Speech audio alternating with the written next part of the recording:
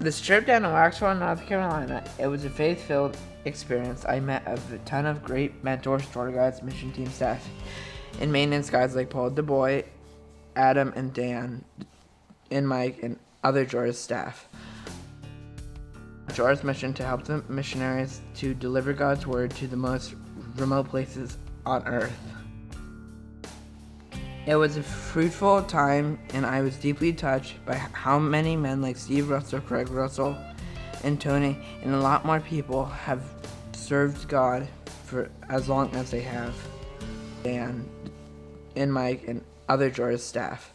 I learned a lot about JAARS mission to help the missionaries to deliver God's word to the most remote places on earth. It was a fruitful time, and I was deeply touched by how many men like Steve Russell, Craig Russell, and Tony, and a lot more people have served God for as long as they have, and to spread the gospel to the people who needed Him the most. And then the hospitality team at JAARS hosted dinner twice for us, and they always provided lunch for the mission team staff, and the museum tours were a great way to learn more about what JAARS mission and what tools they use to help people to learn about God's word in their heart language, which was neat. And finally, the World Day of Prayer at JAARS was a great way to end our week at JAARS.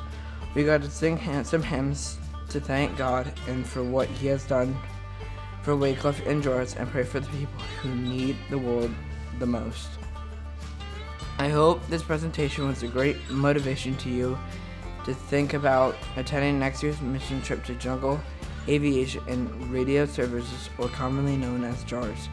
Shoutouts for the JAARS trip: Ludlow Baptist Church, Ray and Sydney Fitzgibbons, Paul DeBoy, and the JAARS maintenance team and mission team staff, and regular staff members. And to my special thanks to my mother, Becky, who has done a buckload to help me find out what and how God is going to use me to serve the kingdom of God, and Okemo Valley Television for the technology.